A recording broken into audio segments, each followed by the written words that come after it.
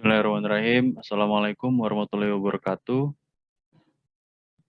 Yang terhormat Bapak Yogi Yogaswara selaku dosen pengampu mata kuliah Metodologi Penelitian Ilmiah dari kelas C. Kali ini kami dari kelompok 8 yang beranggotakan Muhammad Lutfi Yusuf Hidayat dengan NRP 1930-156 dan kemudian ada Taufik Ajril Muharom dengan NRP 1930-159. Ada Hengki Witadi Kusuma dengan NRP 1930-161 dan Anugrah Wilvan Harnanditya NRP 1930-179. Kali ini kami akan membahas mengenai pengaruh perkuliahan secara daring bagi efektivitas belajar mahasiswa.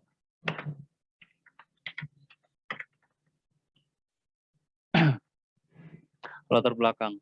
Saat ini dunia sedang digegerkan dengan adanya pandemi COVID-19. Yaitu COVID-19 yaitu merupakan virus yang menginfeksi sistem pernafasan. Pada banyak kasus, virus ini hanya menyebabkan infeksi pernafasan ringan hingga infeksi yang berat. Hal tersebut membuat beberapa negara memberlakukan kebijakan lockdown untuk mencegah virus corona makin meluas. Akibatnya banyak aspek yang dirugikan seperti aspek sosial, ekonomi, dan pendidikan. Hal ini membuat terjadinya perubahan metode pembelajaran yang biasanya dilakukan secara tatap muka, kemudian digantikan dengan metode pembelajaran daring. Pembelajaran ini dimulai melalui aplikasi ataupun e-learning yang telah disediakan. Dalam penelitian ini, terdapat 51 responden yang berasal dari berbagai universitas di Indonesia. Analisis dilakukan secara deskriptif kualitatif. Hasil temuan menunjukkan bahwa beberapa mahasiswa menyatakan ketidaknyamanannya saat melakukan perkuliahan atau belajar secara daring. Dikarenakan keterbatasan komunikasi serta interaksi antar sesama sehingga pembelajaran tersebut dinilai tidak efektif. Tujuan penelitian yang pertama mengidentifikasi seberapa efektif perkuliahan daring. Yang kedua, mengetahui kendala yang dihadapi mahasiswa selama perkuliahan secara daring. Yang ketiga, mengukur tingkat kenyamanan mahasiswa dalam perkuliahan daring. Manfaat penelitian. Sebagai bahan evaluasi dan bahan pertimbangan bagi lembaga pendidikan untuk menciptakan sistem pendidikan yang kondisional dan juga nyaman di tengah pandemi COVID-19 ini. Ruang lingkup penelitian. Penelitian ini hanya dilakukan pada mahasiswa aktif. Yang kedua, data yang didapatkan diambil dari hasil kuesioner yang telah disebarluaskan. Yang ketiga, perkuliahan daring memberikan dampak baik dan juga dampak buruk bagi mahasiswa. Untuk selanjutnya akan dijelaskan oleh Kang Hengki. Mangga Kang Hengki. Ya baik, terima kasih. Nah selanjutnya itu ada pandemi COVID-19. Pandemi merupakan sebuah wabah menyebar ke berbagai negara dan berbahaya bagi kesehatan manusia. Pandemi yang terjadi saat ini yaitu coronavirus di 2019 yang berasal dari kota Wuhan di negara Tiongkok. Virus ini menyebabkan gangguan sistem pernafasan dengan gejala berupa demam, flu, batuk, sesak napas, hingga infeksi paru-paru. Untuk mencegahnya, pemerintah Indonesia menerapkan PPKM atau pemberlakuan pembatasan kegiatan masyarakat untuk menekan penyebaran virus. Untuk menghindari terkena infeksi COVID-19 ini, maka harus menggunakan masker, menjaga jarak, dan mencuci tangan secara rutin untuk menjaga kebersihan. Next, Kang. Nah, selanjutnya itu ada efektivitas pembelajaran. Efektivitas adalah tingkat keberhasilan atau pencapaian suatu tujuan yang diukur dengan kualitas, kuantitas, dan waktu sesuai dengan yang telah direncanakan sebelumnya. Faktor yang mendukung efektivitas pembelajaran diantaranya yang pertama ada kualitas mengajar, yang kedua tingkat pengajaran, ketiga insentif, dan yang terakhir ada waktu. Bila semua faktor tersebut dapat dijalankan dengan baik, maka kegiatan pembelajaran dapat berjalan dengan efektif. Selain itu, dapat dilihat dari meningkat hasil belajar peserta didik dan meningkatnya minat serta motivasi peserta didik. Nah, selanjutnya itu ada perkuliahan daring. Pada masa ini, teknologi dapat memudahkan pembelajaran, yaitu orang dapat belajar kapan saja, di mana saja, dan dengan siapa saja melalui internet. Pembelajaran daring merupakan salah satu pemanfaatan internet dalam dunia pendidikan. Internet merupakan media yang cocok dalam mengupayakan kegiatan perkuliahan tetap berjalan di masa pandemi seperti ini dengan dua metode interaksi yaitu sinkronisasi atau asinkronis. Dengan memanfaatkan media seperti e-learning management system atau LMS atau juga e-learning berbasis web dan WhatsApp group.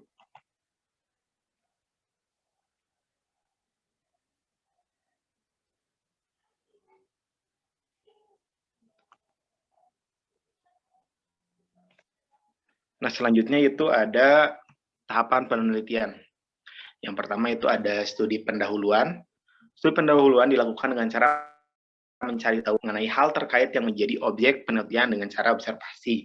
Nah, yang kedua ada perumusan masalah. Perumusan masalah ini digunakan pada penelitian ini untuk mengetahui bagaimana efektivitas perkuliahan secara daring bagi pembelajaran mahasiswa. Yang ketiga ada tujuan dan manfaat.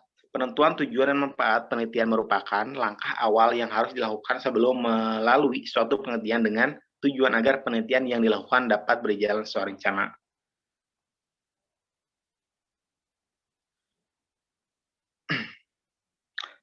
Nah, yang keempat ada perencanaan kuesioner. Kuesioner merupakan sebuah daftar pertanyaan yang digunakan peneliti untuk memperoleh data dari responden. Pada kuesioner ini, indikator jawaban yang digunakan adalah yang pertama ada sangat tidak setuju, cukup setuju, setuju, dan sangat setuju. Kelima, ada pengolahan dan pengumpulan data. Data yang dikumpulkan diperoleh dari responden yaitu mahasiswa yang sedang melaksanakan perkuliahan daring supaya jawaban yang diperoleh dan dikumpulkan dapat relevan. Kemudian data dilakukan pengolahan terhadap data-data yang telah terkumpul dari Google Form. Yang keenam, ada analisis dan pembahasan. Berdasarkan hasil pengolahan data yang dilakukan, selanjutnya dilakukan analisa yang mengarahkan pada tujuan penelitian. Analisa dan pembahasan ini adalah tentang apa yang mahasiswa rasakan dalam kegiatan perkuliahan dari yang merupakan laksanakan selama pandemi COVID-19 ini. Dan yang terakhir, yaitu ada kesimpulan saran. Kesimpulan dan saran merupakan tahap yang berisi tentang pokok dari hasil pembahasan dan saran untuk memperbaiki hal-hal yang diteliti. Selanjutnya akan disampaikan oleh Kang Taufik. Berikutnya pengumpulan data. Pengumpulan data diperoleh dari hasil pengisian kuesioner Google Form yang disebarkan kepada mahasiswa. Sedangkan perkuliahan daring hasil dari pengisian kuesioner diperoleh data sebanyak 51 sampel. Untuk datanya sebagai berikut dapat dilihat. Selanjutnya. Next. Pengolahan data perhitungan validitas dengan menggunakan rumus R sama dengan jumlah X kali Y dikurangi jumlah X kali jumlah Y per sampel dibagi akar jumlah X pangkat 2 dikurangi jumlah X pangkat 2 dibagi sampel dikali jumlah Y pangkat 2 dikurangi jumlah Y pangkat 2 dibagi sampel. Untuk keterangannya, R merupakan koefisien korelasi Pearson antar item dengan variabel bersangkutan dan X merupakan skor item dari dalam variabel, Y yaitu total skor item dalam variabel, dan N merupakan jumlah sampel responden. Kemudian dilakukan perhitungan untuk mencari T dengan contoh perhitungan R sama dengan 7.364 dikurangi 171 dikali 2.143 dibagi sampel yaitu 51 dibagi akar 625 dikurangi 171 pangkat 2 dibagi 51 dikali 92457 dikurangi 2.143 pangkat 2 per 51 dan hasilnya yaitu 0,5065 dengan T-tabelnya yaitu 2,0095.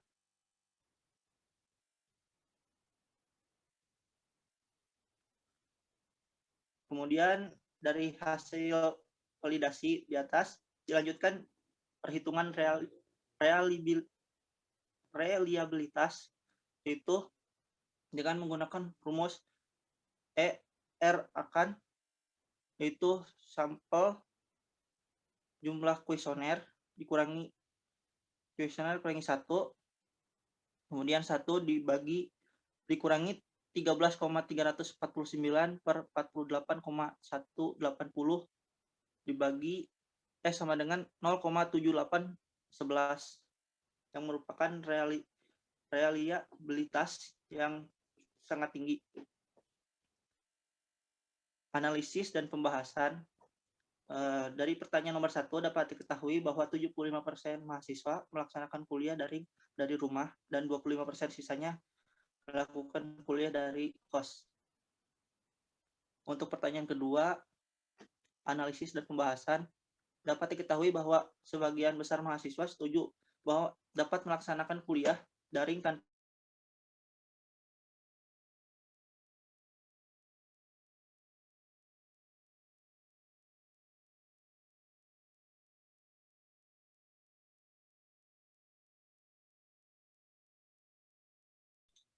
karena terkena gangguan.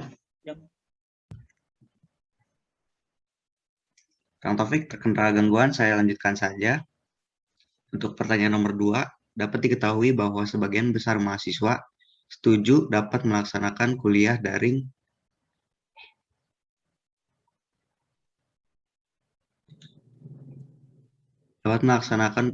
tanpa terkendala fasilitas, yang artinya fasilitas e-learning dari kampus ini dapat digunakan dengan baik dan tersedia fasilitas yang lengkap di rumah seperti Wi-Fi dan sebagainya yang mendukung perkuliahan. Dari pertanyaan nomor 3, dapat diketahui bahwa sebagian besar mahasiswa cukup setuju bahwa dapat memahami materi yang disampaikan dalam pertemuan di kuliah daring. Sedangkan yang tidak setuju itu mahasiswa yang mempunyai permasalahan seperti banyaknya gangguan di rumah saat sedang berkuliah secara sinkron, sehingga tidak dapat menyimak penjelasan dengan maksimal.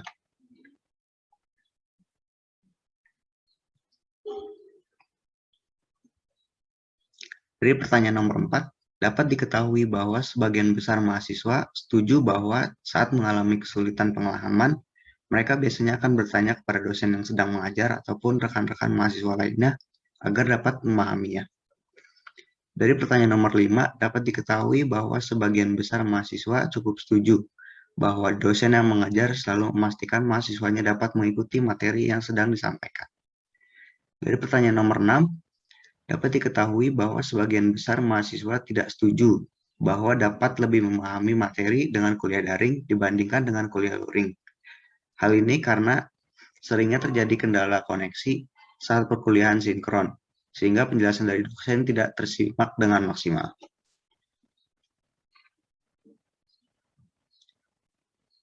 Lanjut ke pertanyaan nomor 7, kita dapat mengetahui bahwa sebagian besar mahasiswa tidak setuju bahwa kuliah daring dapat meningkatkan prestasi perkuliahannya di kampus, dikarenakan tugas-tugas yang diberikan saat situasi kuliah daring ini menjadi sangat banyak dibandingkan biasanya, yang membuat mahasiswa kelelahan sehingga akhirnya tidak fokus pada saat kuliah sinkron. Serta disebabkan juga karena interaksi yang terhambat antar mahasiswa dengan dosen. Dari pertanyaan nomor 8 ini, dapat diketahui bahwa sebagian besar mahasiswa setuju bahwa dengan diberikan tugas, dapat membuat pemahaman materi mereka lebih baik. Dari pertanyaan nomor 9, dapat diketahui sebagian besar mahasiswa setuju bahwa perkuliahan daring membutuhkan biaya yang lebih, seperti wajib mempunyai paket internet, misalnya bagi yang tidak punya Wi-Fi di rumah, dan juga biaya-biaya kampus yang harus tetap dibayarkan secara penuh, padahal mahasiswa pun tidak menggunakan fasilitas secara maksimal.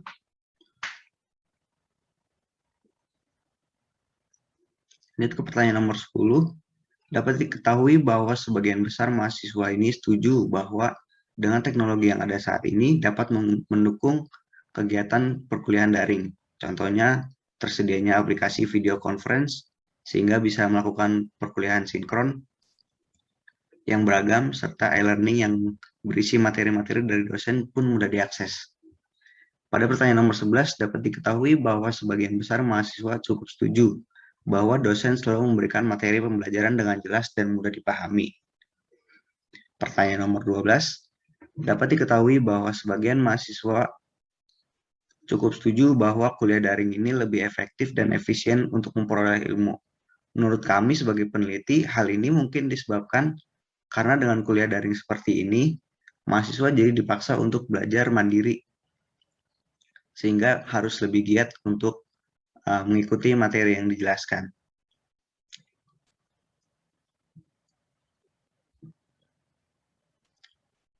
Pertanyaan 13, dapat diketahui bahwa terdapat perbedaan mengenai mahasiswa yang mendapat pertemuan sinkron yang selalu sesuai jadwal yang ditentukan oleh kampus dan yang jadwal pertemuan sinkronnya tidak sesuai jadwal. Hal ini biasanya disebabkan oleh dosen yang juga memiliki kesibukan masing-masing, sehingga harus menjadwal ulang kelas pertemuannya dengan mahasiswa. Lalu pertanyaan nomor 14, dapat diketahui bahwa sebagian besar mahasiswa sangat setuju bahwa kuliah daring ini lebih nyaman dan fleksibel dibandingkan kuliah luring dari segi lokasi pelaksanaannya ya, karena dapat dilaksanakan di mana saja, tidak harus berdiam diri di ruang kelas.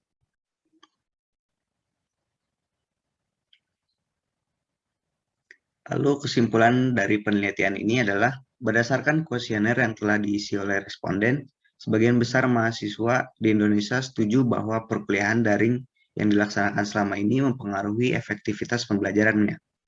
Di antaranya karena beberapa memiliki kendala fasilitas di rumah yang kurang memadai, yang tentunya hal ini mempengaruhi prestasi. Kendala lainnya adalah biaya. Perkuliahan daring ini membutuhkan biaya yang lebih karena mahasiswa yang tidak mempunyai fasilitas Wi-Fi di rumah harus atau wajib memiliki paket internet. Sedangkan dari segi kenyamanan, sebagian besar setuju bahwa kuliah daring ini lebih nyaman dan lebih fleksibel karena tidak harus berdiam diri di ruang kelas, bisa mencari kenyamanannya sendiri di rumah. Lalu sarannya, untuk lembaga pendidikan sebaiknya dapat menciptakan sistem pendidikan yang kondisional dan nyaman bagi mahasiswa. Misalnya biaya-biaya pendidikan yang sebaiknya disesuaikan dengan kondisi saat ini di mana keadaan ekonomi pun sedang menurun, sehingga tidak memberatkan ekonomi mahasiswa. Karena mahasiswa pun tentunya tidak menggunakan fasilitas kampus dengan maksimal. Begitu juga pada saat kegiatan belajar, sebaiknya dosen memberikan materi perkuliahan yang lengkap, jelas dan mudah dipahami sehingga perkuliahan akan tetap efektif bagi mahasiswa yang sedang menjalani kuliah daring ini. Dengan banyaknya kendala komunikasi, salah satunya penjelasan yang terputus-putus karena kondisi koneksi yang kurang baik, maka untuk memperbaikinya, dosen bisa memberikan materi PowerPoint yang sangat lengkap dan jelas. Mungkin sekian dari kelompok kami. Kurang lebihnya mohon maaf. Wassalamualaikum warahmatullahi wabarakatuh.